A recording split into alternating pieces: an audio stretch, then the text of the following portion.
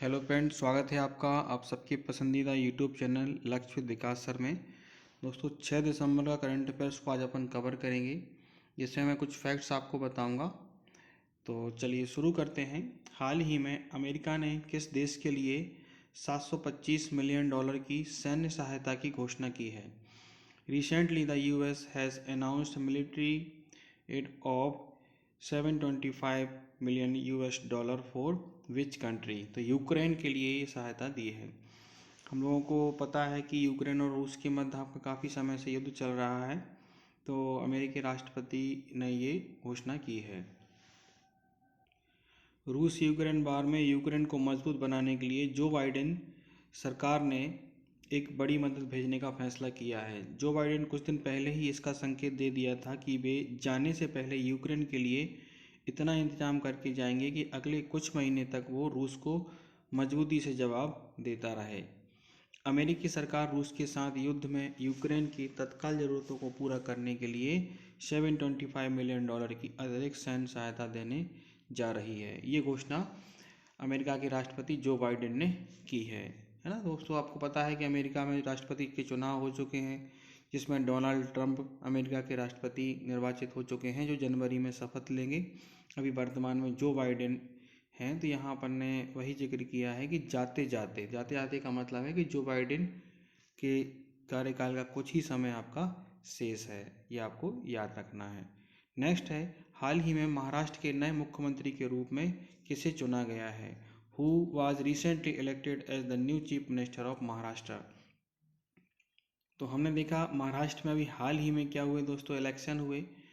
Election में BJP जो गठबंधन है उसको आपका बहुमत प्राप्त हुआ। तो बीजेपी का जो गठबंधन है उसको महायुति गठबंधन के नाम से जाना गया। जैसे अभी आपको यहाँ लास्ट में लेफ्ट साइड में मोदी जी के राइट साइड में दिख रहे हैं एकनाथ शिंदे जी। तो एकनाथ शिंदे जो है वो शिवसेना के आपके नेता हैं। शिवसेना बाला साहब ठाकरे के द्वारा बनाई हुई महाराष्ट्र की एक बड़ी पार्टी है, जो दो गुटों में आपकी बट गई है। उनके पुत्र उद्धव ठाकरे का गुट एक आपका अलग हो गया है और कुछ लोगों ने मिलकर आपका अलग से बुलाया। तो शिवसेना शिंदे गुट जो लोग हैं वो एकनाथ शिंदे अभी महाराष्ट्र के मुख्यमंत्री थे, ये हमने देखा। तो काफ़ी मस्साकसी चलती रही, काफ़ी उठापटक हुई। उसके बाद अंततः बीजेपी की ज़्यादा सीट हैं, इसी वजह से देवेंद्र फडणवीस को महाराष्ट्र का नया मुख्यमंत्री बना दिया गया। देवेंद्र फडणवीस महाराष्ट्र के पहले भी आपके मुख्यमंत्री रह चुके हैं। तो गुरुवार को मुख्यमंत्री की शपथ ग्रहण समारोह आपका हुआ, जिसमें प्रधानमंत्री नरेंद्र मोदी और 22 राज्यों के सीएम और डिप्टी सीएम की मौजूदगी में महाराष्ट्र के राज्यपाल CP राधाकृष्णन ने फडणवीस को पद एवं गोपनीयता की शपथ दिलाई। ठीक है, ये आपको याद रखना है। फडणवीस को 4 दिसंबर को बीजेपी विधायक दल का नेता आपका चुना गया था। नेक्स्ट है, हाल ही में झारखंड के सीएम के रूप में किसने शपथ ली? Who has recently taken oath as the CM of Jharkhand? तो हेमंत सोरेन ने आपके झारखंड के सीएम के रूप में शपथ ली है। हेमंत सोरेन ने रांची में एक भव्य समारोह में 14वें मुख्यमंत्री के रूप में झारखंड के शपथ ली है। शपथ ग्रहण समारोह में कांग्रेस अध्यक्ष मल्लिकार्जुन खड़गे, विपक्ष के नेता राहुल गांधी, पश्चिम बंगाल की चीफ मिनिस्टर ममता बनर्जी समेत कई प्रमुख राजनीतिक नेता शामिल हुए। झारखंड के राज्यपाल संतोष कुमार गंगवार ने सोरेन को पद एवं गोपनीयता की शपथ दिलाई है। तो अभी चुनाव हुए, चुनाव में इनको बहुमत मिला, बहुमत के बाद मुख्यमंत्री के तौर पर आपकी शपथ ली। नेक्स्ट है, हाल ही में 3 क्रिमिनल कानून को पूरी तरीके से लागू करने वाला भारत का पहला प्रदेश कौन बना है ना? तो recently it has become the first state of India to fully implement 3 criminal laws. तो ऐसा कौन सा स्टेट बना है या यूनियन टेरिटरी बना है जिसने आपका जो आपका इस तरीके से पूरा आपका इम्प्लीमेंट इसका कर दिया है ना? 3 क्रिमिनल लॉज जो बनाए गए हैं उनको आपका लागू करा है। तो किसने? चंडीगढ़ यूनियन टेरिटरी ने ये लागू किया है। चंडीगढ़ में 3 क्रिमिनल कानून पूरी तरीके से लागू हो गए हैं। 3 नए आपराधिक कानूनों को पूरा तरीके से लागू करने वाला देश का पहला राज्य या केंद्र शासित प्रदेश आपका बना है। तो चंडीगढ़ हम सबको पता है कि एक यूनियन टेरिटरी है, एक केंद्र शासित प्रदेश है, जहाँ पर आपके ये 3 नियम आपके लागू किए गए हैं। नेक्स्ट है, हाल ही में किस देश के विदेश मंत्री अब्दुल्लाह अली अल याहा भारत की 2 दिवसीय यात्रा पर रहे? Recently which country foreign minister Abdullah Ali Al Yahya came on a 2 days visit to India? तो ये कुवैत के विदेश मंत्री हैं, है ना, जिन्होंने भारत की यात्रा की। प्रधानमंत्री नरेंद्र मोदी ने बुधवार को कुवैत के विदेश मंत्री अब्दुल्ला अली अल याहा का स्वागत किया। पीएम मोदी ने कुवैत के विदेश मंत्री से मुलाकात को लेकर कहा कि द्विपक्षीय संबंधों को प्रगाढ़ता को लेकर हम प्रतिबद्ध हैं। तो कई प्रकार के समझौते भी हुए इसमें, कई प्रकार का आपका वो भी हुआ है ना, तो ये आपको याद रखना है। जिसमें एक प्रमुख है कि एक संयुक्त आयोग की स्थापना के लिए कुवैत के साथ भारत तैयार हुआ है। इसमें दोनों ने मिलकर आपका इस आयोग की स्थापना की है। नेक्स्ट फैक्ट है आपके सामने कि हाल ही में किस देश ने अंटार्कटिका में पहला वायुमंडलीय निगरानी केंद्र खोला है? तो ये चीन ने खोला है ना। तो पहला आपका वायुमंडलीकरण आपका एक तरीके से निगरानी केंद्र खोला है, वो किसने खोला है? चीन ने। चीन ने अंटार्कटिका में अपना पहला वायुमंडलीय निगरानी स्टेशन स्थापित किया है। यह स्टेशन पूर्वी अंटार्कटिका के लार्समैन हिल में स्थित है। इसका नाम जोंगसान नेशनल एटमॉस्फेरिक बैकग्राउंड एडमिनिस्ट्रेशन रखा गया है ना। इस स्टेशन के बारे में कुछ खास बातें हैं। यह स्टेशन अंटार्कटिका के वायुमंडलीय घटकों में सान्द्रता परिवर्तन के बारे में आपका जानकारी देगा। यह वायुमंडलीय संरचना से जुड़े आंकड़ों और जानकारी भी आपका देगा। चीन इस स्टेशन के जरिए अंटार्कटिका में अपनी मौजूदगी को मजबूत कर रहा है। ये आपका हम लोगों को याद रखना है। इन सारे फैक्ट्स को आप लोग नोट कर लीजिए, समझ लीजिए अच्छे से, तभी जाके आपको मतलब ये काम आएगा। तो जो भी फैक्ट आप लोग पढ़ा करें उनको आप लोग नोट कर लिया करिए। जो बच्चे आजकल स्क्रीनशॉट लेके रख लेते हैं, मोबाइल में वो पड़े रहते हैं, तो वो कोई काम में नहीं आते।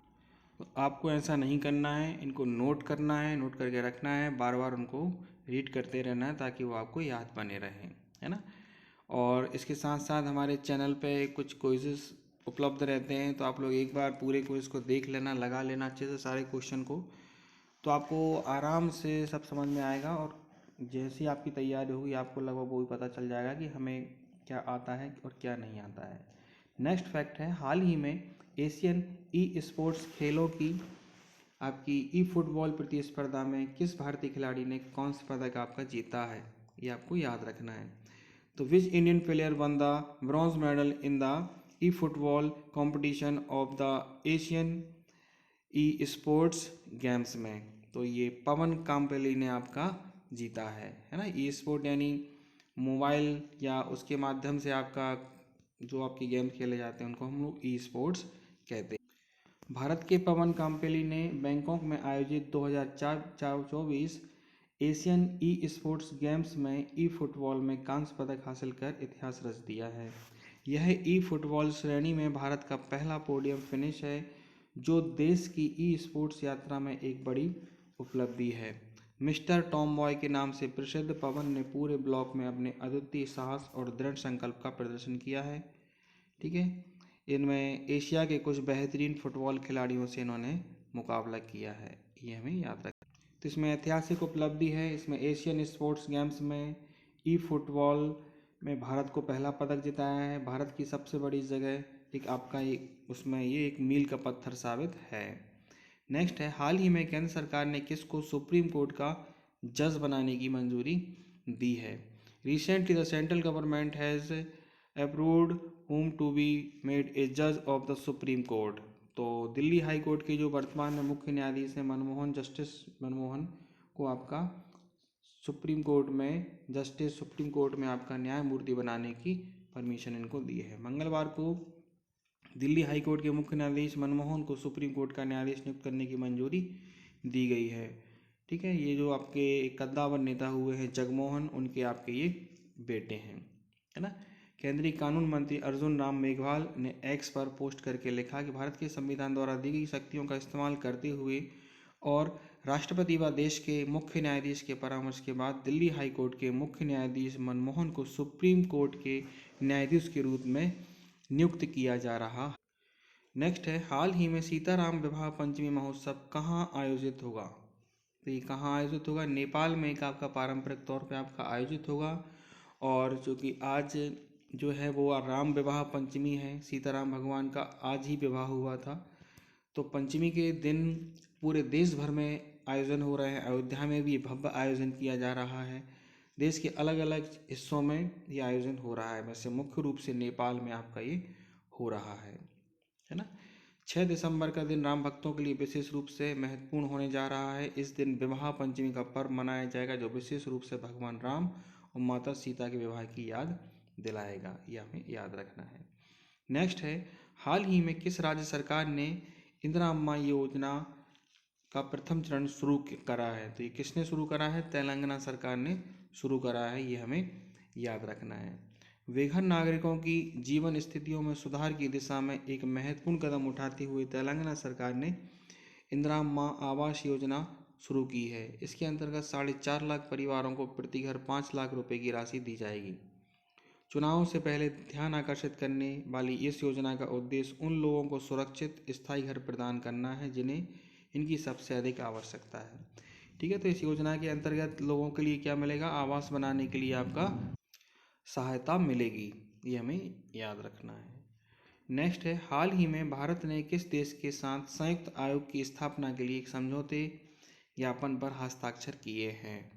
तो कुवैत के साथ ये हमने हस्ताक्षर किए हैं। कुवैत के जो विदेश मंत्री हैं भारत की यात्रा पर हैं, तो उन्हीं के साथ आपका ये हमने किया है। भारत और कुवैत ने संयुक्त आयोग की स्थापना के लिए विदेश मंत्री स्तर पर सहयोग के लिए एक समझौते पर हस्ताक्षर किए।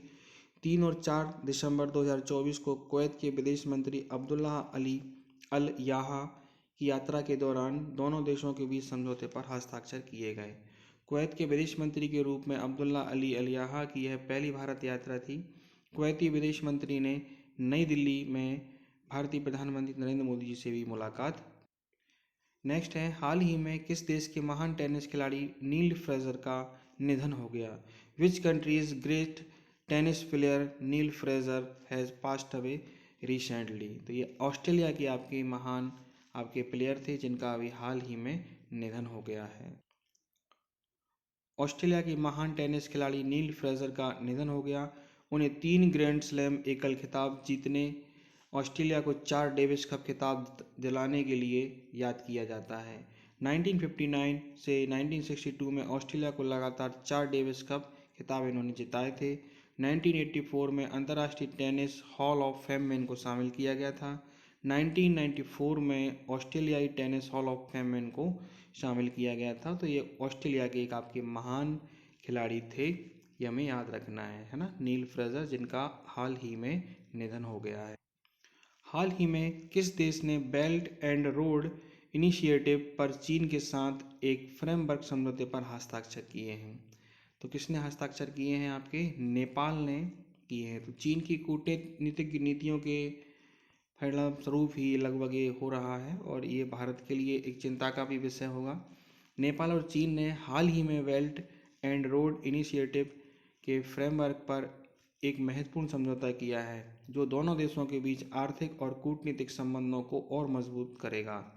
नेपाल के प्रधानमंत्री केपी शर्मा ओली ने इस समझौते की पुष्टि की है, जो चीन के साथ उनके बढ़ते रिश्तों का एक अहम हिस्सा है। यह कदम नेपाल के लिए एक नई दिशा को दर्शाता है, वहीं भारत के लिए एक गंभीर रणनीतिक चुनौती उत्पन्न कर सकता है।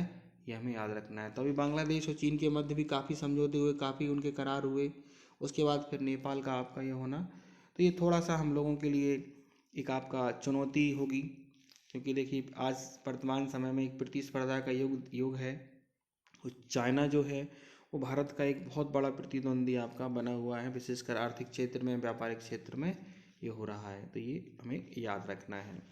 नेक्स्ट है, हाल ही में भारत का पहला वर्टिकल लिफ्ट रेलवे ब्रिज कहाँ बना है? Where was India's first vertical lift railway bridge build recently? तो देखिए रेलवे का जो ब्रिज है ये हमने देखा है कि तमिलनाडु के रामेश्वरम में आपका बन तैयार हुआ है। रेलवे मिनिस्ट्री ने आपका एक्स पर ट्वीट करके आपका ये जानकारी दी है ना। तो ये है ब्रिज, ये हमें याद रखना है ना। इस ब्रिज को बनाने का काम किया है रेल विकास निगम लिमिटेड ने। तमिलनाडु के रामेश्वरम में बने इस पंबन रेल पुल की खासियत की बात करें तो इस पुल को 2 लोको और 11 लोडेड वैगनों के साथ लोड आपका किया करने की व्यवस्था है। यह भारत का पहला वर्टिकल लिफ्ट ब्रिज है। नेक्स्ट क्वेश्चन है आपके सामने कि हाल ही में किसे ब्रिटेन का प्रतिष्ठित टर्नर पुरस्कार मिला है। Who has recently received Britain's आपका टर्नर प्राइज। तो जसलीन कौर को ये पुरस्कार आपका दिया गया है। नेक्स्ट है हाल ही में पुरुष जूनियर हॉकी एशिया कप 2024 का खिताब किसने जीता है। Who has recently one the mains junior hockey Asia cup 24 title.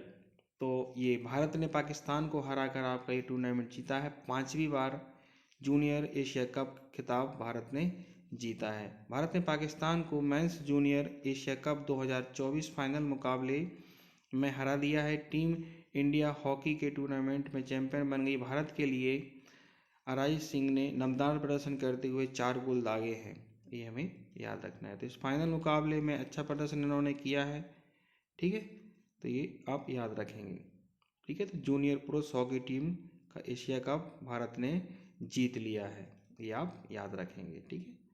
Asia cup यानी कि एशियाई देशों की टीमें ही इसमें भाग लेती हैं। हाल ही में गूगल ने भारत में कहाँ गूगल सेफ्टी इंजीनियरिंग सेंटर स्थापित करने की घोषणा की है। Recently where in India has Google announced to set up Google safety engineering centre. तो हैदराबाद में आपका ये स्थापित कर रहा है गूगल, ठीक है। तो गूगल ने भारत में अपना पहला गूगल सुरक्षा इंजीनियरिंग केंद्र हैदराबाद में स्थापित करने की घोषणा की है। गूगल और तेलंगाना सरकार के बीच साझेदारी के वजह से आपका ये आपका निर्णय लिया गया है ना। इसमें गूगल स्टार्टअप हब की स्थापना, यंग इंडिया स्किल्स यूनिवर्सिटी को समर्थन और हैदराबाद फ्यूचर सिटी का विकास, आपकी कई ऐसे समझौते हैं जो गूगल और तेलंगाना सरकार के मध्य हुए हैं और जिनमें आपका ये लिया गया है। हैदराबाद में GSEC जो है वो टोक्यो के बाद एशिया प्रशांत क्षेत्र में अपनी तरह का दूसरा और दुनिया का 5वां आपका होगा। इसी प्रकार के केंद्र डबलिन, म्यूनिख और मालागा में हैं, है ना, ये आप याद रखेंगे। नेक्स्ट है आपके सामने, नेक्स्ट है हाल ही में नरेश जिंगमेखेसर नामग्याल वांगचुक 2 दिवसीय भारत की यात्रा पर रहे, है ना। तो ये भूटान के नरेश हैं जो भारत की यात्रा पर आपके रहे हैं। तो भूटान नरेश का जो है विदेश मंत्री S जयशंकर जी ने आपका पारंपरिक स्वागत किया है। तो भूटान के राजा जिंगमेखेसर नामग्याल वांगचुक गुरुवार को 2 दिवसीय भारत दौरे के तहत दिल्ली पहुंचे। इस यात्रा का मकसद दोनों देशों के बीच द्विपक्षीय साझेदारी को और आगे मजबूत करना है। विदेश मंत्री S जयशंकर ने वांगचुक का एयरपोर्ट पर गर्मजोशी के साथ स्वागत किया। वहीं भूटान के राजा के साथ उनकी पत्नी जेट्सन पेमा वांगचुक और भूटान सरकार के वरिष्ठ अधिकारी भी इंडिया आए हुए हैं। नेक्स्ट है हाल ही में 3 दिवसीय अष्टलक्ष्मी महोत्सव का उद्घाटन कहाँ हुआ। Where was the 3-day Ashtalakshmi महोत्सव इनॉग्रेट रिसेंटली। तो इसका जो शुभारंभ है आपका दिल्ली में किया गया भारत मंडपम, है ना, को 6 दिसंबर को आपका इसका उद्घाटन हुआ दिल्ली के प्रगति मैदान में। महोत्सव का उद्घाटन जो है वो माननीय प्रधानमंत्री नरेंद्र मोदी द्वारा किया गया।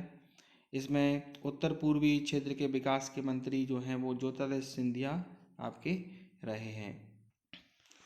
उन्होंने ही इसको आपका प्लान करा और सब कुछ इसमें रहा। उन्होंने प्रधानमंत्री की इसके बारे में वो भी बताई। तो संचार एवं उत्तर पूर्वी क्षेत्र विकास मंत्री श्री ज्योतिरादित्य सिंधिया ने आपका अष्टलक्ष्मी महोत्सव के लिए आपका आयोजित एक प्रेस वार्ता की उन्होंने, जिसमें उन्होंने प्रकाश डाला कि किस तरीके से प्रधानमंत्री नरेंद्र मोदी के मार्गदर्शन में पहली बार अष्टलक्ष्मी महोत्सव का आयोजन किया जा रहा है। उन्होंने कहा कि प्रधानमंत्री का जो दृष्टिकोण है कि पूर्वोत्तर भारत के विकास का इंजन बने, यानी पूर्वोत्तर के जो राज्य हैं वो सारे के सारे राज्य मिलकर अच्छे तरीके से काम करें, जिससे कि भारत के विकास में एक महत्वपूर्ण योगदान दें और लक्ष्मी के 8 अवतार समृद्धि, ऐश्वर्य, पवित्रता, धन, ज्ञान, कर्तव्य, कृषि और पशुपालन, ये पूर्वोत्तर के सार का प्रतीक हैं। तो इसमें उन्होंने एक तरीके से संख्या दी कि अष्ट जो रूप हैं लक्ष्मी के, ये अच्छी तरीके से कार्य करें जिससे कि वो समृद्धि हो। अगर अच्छे कार्य होंगे, अच्छे से शांति वहाँ बनी रहेगी तो उनका ऐश्वर्य पूरी दुनिया में फैलेगा। पवित्रता का माहौल हो, धन की कोई कमी ना हो, ज्ञान के नए नए अवसर वहाँ पर उपलब्ध हों, नए नए केंद्र स्थापित किए जाएं और उनका ज्ञान पूरी दुनिया में हो। उनके कुछ कर्तव्य भी हैं देश के प्रति, वो भी आपका हो। और कृषि और पशुपालन एक हमारे भारत देश की एक प्रमुख है, आपकी रोजगार का एक आपका अंग है ये, तो इसमें पूरी तरीके से किया जाए। तो ये सब सारा का सारा उसमें किया है। तो ये कुछ फैक्ट्स रहे जो अपन लोगों ने जाने हैं, समझे हैं। ठीक है दोस्तों, तो जुड़े रहिए हमसे। इसके लिए आप लोग हमारे चैनल को सब्सक्राइब करिए, वीडियो को लाइक करिए और बेल आइकन को दबाइए ताकि हम लोग जो भी वीडियो अपलोड करें उसका नोटिफिकेशन आपको प्राप्त होता रहे। ठीक है, जय हिंद, जय भारत।